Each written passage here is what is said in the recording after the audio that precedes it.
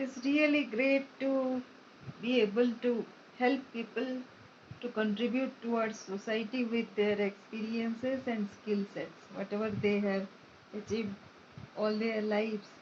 It is time to give back once they decided that this is what they have gained from society. So, in this regard, uh, what is lacking? Why they are not able to give back? So, it is about structure the course material that will be of use while that will be used as a study material, and the complexity of the knowledge that has been gained. Actually, knowledge is not a very simple thing. It is always complex, and whatever works out is actually a little bit difficult for a beginner, whoever is starting out in his or her career, to catch that level of proficiency or at least understanding while beginning in the journey.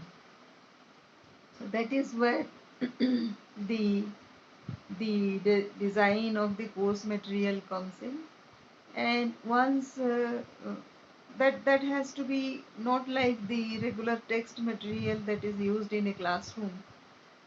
It has to be something very interesting. It has to be very close to one's heart, and it has to reach out to one's own calling, and passion is a very important factor of learning something from another person's experience. It is not always experience that what we study in classrooms. It is about theories and other discoveries. But reading from the experience of others is something new to online uh, courses. So that is the thing that needs to be understood. And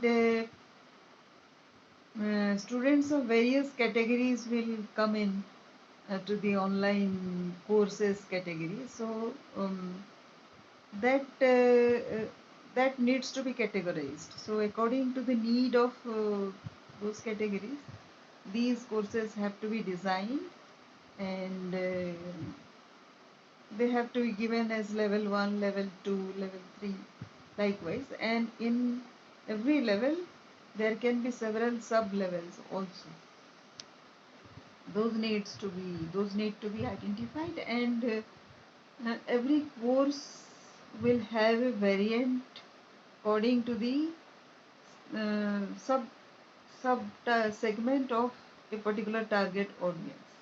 So, and the pricing also will have to be accordingly decided. So this is where the scope of online course designing skill comes in. Thank you.